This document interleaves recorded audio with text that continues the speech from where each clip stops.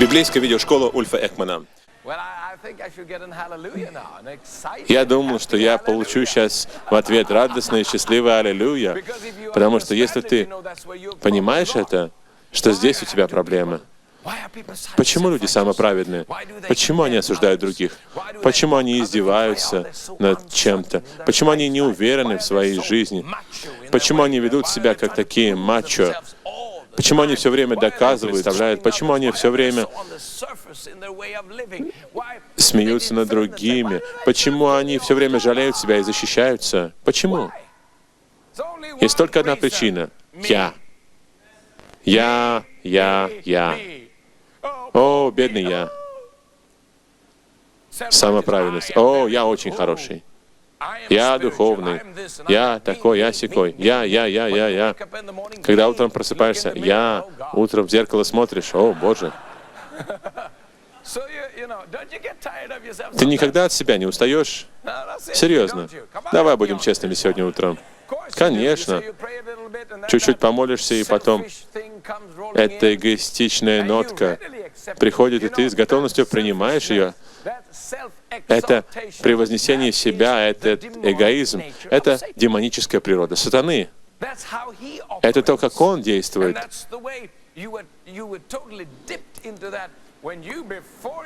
И до твоего рождения свыше, Ефесянам 2, первые стихи говорят, что мы были полностью погружены в эту природу, что князь этого воздуха, его дух работал в нас. Мы были детьми гнева, детьми непослушания. Ты слышишь меня? Не ходи и не говори людям, что ты хороший, что ты какие-то ошибки наделал, и ты надеешься, что извинишься перед Иисусом, и Он поймет тебя, потому что Он полон благодати. Это совершенно светское Евангелие. Аминь. У нас больше проблем, чем просто несколько ошибок. Но у нас есть решение лучше, чем просто косметический ремонт. Мы говорим о божественной природе и о демонической природе. Ты можешь назвать ее плотью, но происхождение у сатаны. Как действует сатана? В принципе, он действует, исходя из страха, запугивания. Он действует угрозой, контролем. Он хочет иметь власть. Он хочет править миром. Он хочет править. Он самое чистое откровение эгоизма. Я. Он сказал Иисусу: «Я дам тебе весь мир, если ты мне поклонишься». Это то, чего Он хочет. И каждый, кто под Его влиянием, такой же. Послушай меня. Помнишь, что Иисус сказал Петру, когда Петр сказал: «Нет, не ходи в Иерусалим, не умирай». И слышишь такой голос: «Нет, тебе не надо умирать». Иисус сказал: «Сатана, я запрещаю тебе, потому что твои мысли — это не Божьи мысли. Твои мысли — это человеческие мысли. Ты говоришь от твоего отца дьявола. Это так важно». Ты скажешь: «Как ученики могут так говорить? Потому что у тебя есть дух и плоть». Хорошо, Новый Завет, после Пятидесятницы у тебя, после рождения свыше, по-прежнему есть плоть. Что ест змей? Бог осудил его, чтобы он питался прахом. Ты был создан из праха земного. Это не просто биологическое описание, это духовное откровение. Все, что есть плоть в твоей жизни, дьявол имеет право питаться этим. Хочешь, чтобы он тобой питался? Да, живи в духе. Как мы живем в духе? Как мы остаемся в духе? Некоторые люди засовывают голову в коробку, молятся на языках до одурения. Нет, так ты в духе не будешь ходить. Хорошо на языках молиться, но вот как религия приходит. Потому что религия, в принципе, ты должен понять, религия — это попытка угодить Богу, пережить Бога, общаться с Богом. без избавления от эго. В мире есть очень много религий. Одна из них называется христианская религия. То же самое. Можно иметь все названия, Библию, все атрибуты, но твое эго по-прежнему может присутствовать. Если у тебя на шее висит крест, это еще не значит, что он у тебя в сердце есть. Есть постоянная борьба в твоей жизни, и слава Господу за Святого Духа. Без Него мы были бы беспомощными, но Он есть у нас, Святой Дух. И когда у нас есть Святой Дух, мы думаем о чудесах, о помазании, о силе, об откровении. Но Святой Дух в твоей жизни есть для того, чтобы создать в тебе образ Иисуса.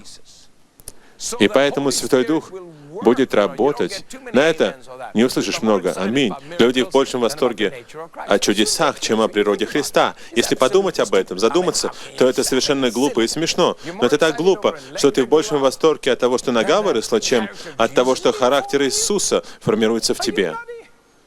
Ты странный, что ли? Или поверхностный? Или обманутый? Или ты просто глупый? Я серьезно говорю, подумай об этом. Я хочу видеть, как хромые ходят. Я тоже хочу. Мы видели, как многие хромые в Индии начали ходить. Я очень рад за это. Это было изумительно видеть, как это прямо у нас на глазах. Маленький мальчик, больной полиомиелитом, который никогда в жизни не ходил. Его отец был в таком восторге. Мальчик пошел. Вначале человек не так легко ходит, но все равно, если человек никогда не ходил и начал ходить, это здорово, это Святой Дух. Тот же самый Святой Дух поможет тебе не обижаться. Тот же самый Святой Дух поможет тебе не быть эгоистом. Ты можешь видеть чудеса, ты можешь видеть силу Божью, и при этом сохранить свое эго. Ты можешь по-прежнему злиться, когда кто-то делает что-то, что заберет почести у тебя. У тебя по-прежнему остается еще такая проблема, поэтому Святой Дух должен разобраться с твоей жизнью. Вот почему сразу тишина такая.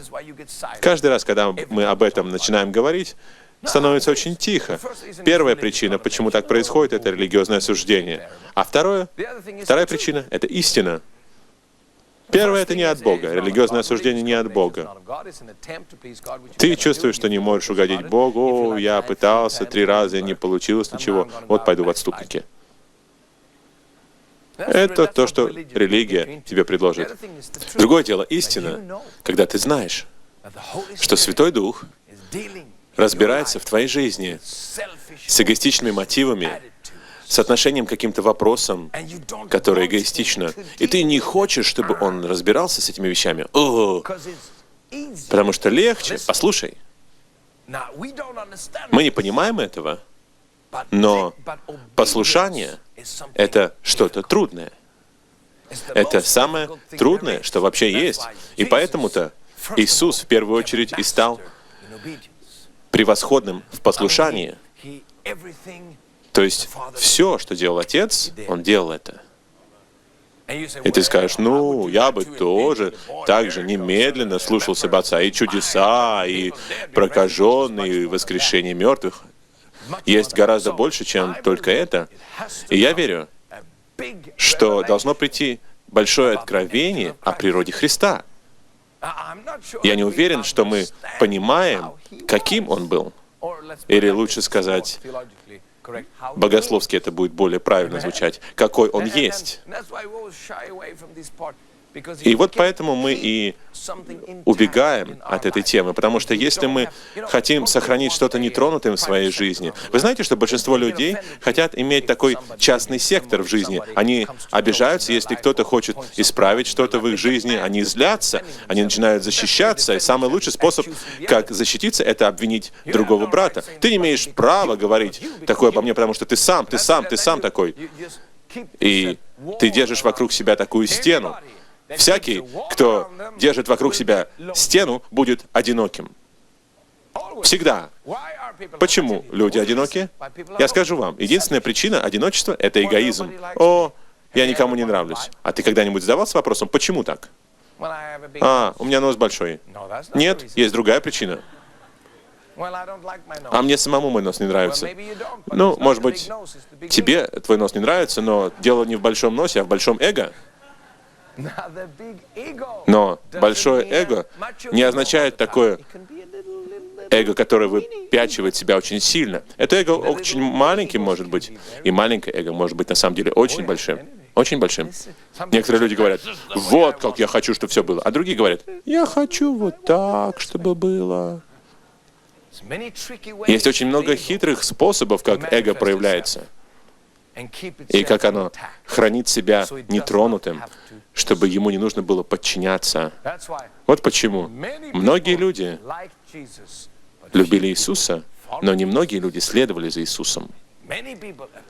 Многим людям Иисус нравился, Он благословлял их, им нравилось слушать, как Он проповедует, но не так многие следовали за Ним. Вот поэтому Он проводил различия в Новом Завете между обычными людьми, которые любили Его, которым Он нравился, но церковь — это те ним. И поэтому-то ученики и есть то название для каждого, кто принадлежит к церкви. Аминь. Давайте теперь посмотрим, смогу ли я быстро найти этот стих. Ты хочешь сам быть учеником Иисуса? Кто из вас ученик Иисуса? Вы так немного нервно руки поднимаете. Заложи место в Филиппийцах, я его еще раз прочитаю. Но сейчас откроем 14 главу Луки, ненадолго. Аллилуйя. Ты что-то получаешь? Здесь Иисус говорит с учениками. Луки, 14 глава. Аллилуйя.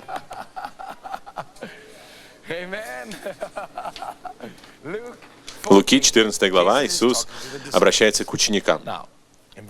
25 стих Луки, 14 главы. С ним шло множество народа. Это удивительно, правда? Ты говоришь: я хочу большие толпы людей иметь. И это замечательно.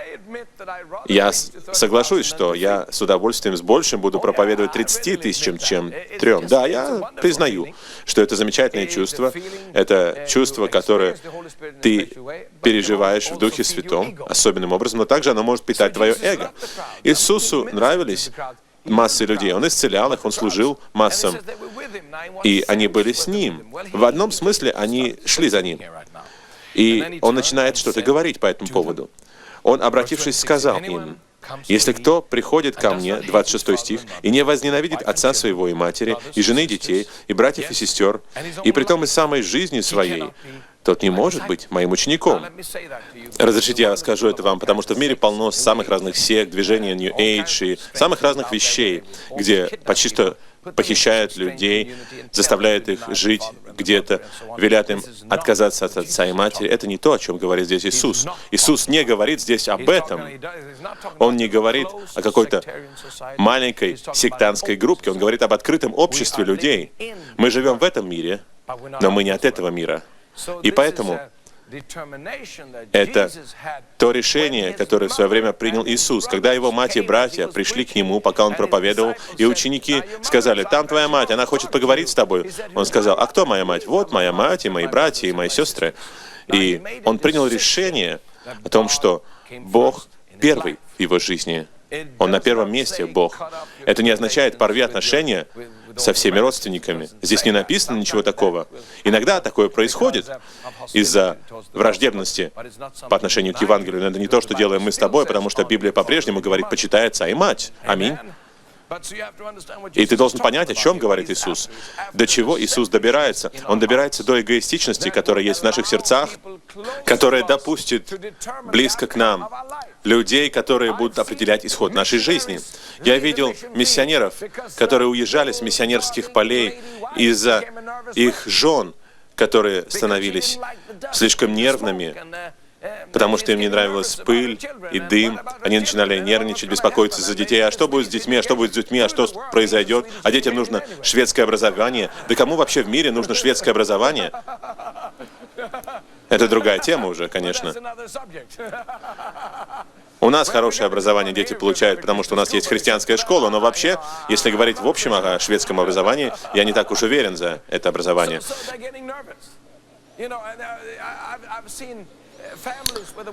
И люди начинают нервничать. Я видел семьи, в которых жена принимала миссионерское призвание на всю семью, а муж не принимал. И муж ехал вместе с женой, но на самом деле не хотел ехать, и поэтому начинал говорить: «О, лучше нам вернуться, нам мало платят». И самые разные отговорки выдвигались против того, чтобы жить на миссионерском поле. И он губил свою жизнь, он становился отступником, жена становилась отступницей, дети отступниками становились, и вся семья рушилась. Вот о чем говорит Иисус. Ты слышишь меня? Вот о чем говорит Иисус. Сатана — это постоянное самопревозношение. Бог — это любовь, которая явилась. Вся любовь сосредоточена вокруг Бога. Все демоническое или плотское сосредотачивается вокруг меня. Что я могу с этого иметь? Ты можешь, в общем-то, решить, за кем ты следуешь. Я постоянно встречаюсь с христианами. Это моя работа, фактически. Встречаться с христианами. И Господь даст тебе дар, если ты помолишься об этом. Я попросил и получил. Иногда кажется, что я попросил его без прошения, как бремя получается. Это способность различать. Но даже если ты имеешь способность различать, тебе не разрешается все говорить, что ты различаешь. Я совершал эту ошибку очень часто. Как ребенок разбалтывал все, что видел. А, он голый. Тебе нужно еще научиться говорить, видишь, тогда ты выживешь. Но ты видишь какие-то вещи, видишь самые разные вещи. И только от того, что люди являются христианами и ходят на собрания, это еще не означает, что они ученики Иисуса. Что-то должно произойти. Хирургическая операция должна совершиться внутри них, чтобы они стали способны следовать за Иисусом, чтобы они смогли стать учениками Иисуса. Мы читали об этом в прошлой программе. Это уже третья программа, по-моему, когда мы говорим об этом. Поэтому, если вы не смотрели предыдущие программы, начинайте прямо сейчас смотреть. Мы говорили о природе Божьей, то есть о природе Христа, о том, как в тебе должен сформироваться Христос. Если ты хочешь, чтобы Христос изливался через тебя. Понимаешь, очень многие люди хотят, чтобы Дух Христа, чтобы Святой Дух изливался, чтобы помазание изливалось сильно через них. Они хотят иметь помазание на себе. Они хотят чудес и силы. Бог не заинтересован этим, если это будет за счет твоей природы. Он хочет, чтобы Христос сформировался внутри тебя. Павел не говорил ничего такого, когда у него были проблемы с галатами. О, люди, вы начали в духе и закончили плотью. Вы что, не помните чудеса, которые Святой Дух творил? Он не сказал: «О, у вас такое пробуждение было, и вы все потеряли. Чудеса были, и все потеряли. Церковь у вас мертвая, давайте начнем молиться за чудеса снова». Он не сказал ничего такого. Он сказал: «Я молюсь, я ходатайствую, я тружусь в молитве за то, чтобы Христос сформировался в вас». Аминь. Что это значит? Это не какая-то сверхъестественная духовная мистика. Я Христос, и ведешь себя как-то странно. Это вопрос. А что бы сказал Иисус? Например, кто-то морально или душевно атакует тебя, не просто физически. Кто-то не понимает тебя, кто-то не показывает, что ценит тебя, даже не благодарит тебя. А вообще, почему тебя должны благодарить? Ты же просто слуга, который делает то, что тебе велено было делать. О, а меня не ценят. Я 2 года с этой ячейкой вожусь, а меня не поблагодарили. А что тебя благодарить? Это привилегия. Я думаю, что они должны были поблагодарить. Может быть, они и должны были поблагодарить, но ты не должен думать, что они должны. А я добровольно это делал. Конечно. Все Царство Божье основывается на добровольных действиях. Я больше не буду делать это волонтером. А почему? Потому что мне от этого нет никакой пользы. Я-то думал, что если я начну помогать как доброволец, люди увидят меня, что у меня красная шапка, и, может быть, попросят меня проповедовать, а уже несколько лет не просят проповедовать. Я уйду из этой церкви. Ну давай, валяй, мы избавимся от одной проблемы еще. Послушай меня, в чем мотив? Каков мотив? Почему ты служишь? Почему ты занимаешься евангелизациями? Почему ты молишься? Почему? Есть только 2 ответа. Либо, чтобы превознести Христа, либо, чтобы себя превознести. И иногда люди начинают проповедовать. И, например, у тебя, если есть коробка с инструментами, там есть разные инструменты. Ты же не каждый раз, например, пользуешься пилой. Например, когда ты кушаешь, ты не пользуешься пилой. Попилил чуть-чуть и положил. И пила там будет лежать на полке и говорить: мной никто не пользуется, мной никто не пользуется. Также многие христиане себя ведут. У них только одно. Они имеют только одно. Бог сказал, надо иметь много всего, а они говорят: вот, мы хотим вот так вот. Мы церковь, которая пилит. И бедный пастор должен постоянно пилить и пилить и пилить. И тогда все будут довольны. Пахнет эго кругом. Ты следишь за мной?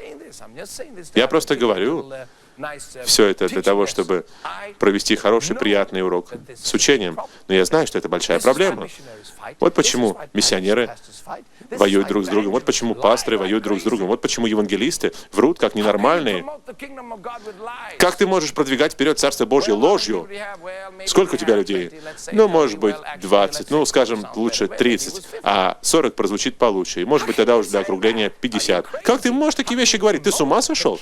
Как ты можешь продвигать Царство Божье ложью?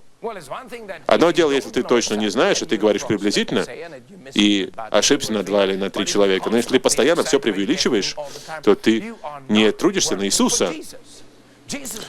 Иисус не продвигает свое царство вперед дьявольскими методами. Он не заинтересован в этом. Ты слышишь меня? И то же самое.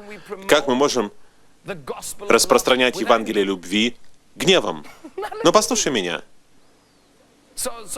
Так что в нашей жизни у всех у нас есть какие-то такие вещи. Как мы можем следовать за Святым Духом, и контроля? И у всех у нас есть такие вещи, которые Святой Дух хочет показать тебе и сказать: смотри, вот от этого нужно избавиться. Да, но в моей жизни есть много чудес, я великий проповедник, я видел то, видел это, у меня видение есть. Многие люди говорят: Иисус со мной говорил. Ну и что? У меня 4 сыновей, и я со всеми ими говорю. Это моя обязанность. Аминь. Конечно, Бог будет говорить со своими детьми. О, но Он со мной говорил. Но Он поговорил в тот же самый день еще с 500 миллионами других своих детей. Не будь такой зацикленный на этом.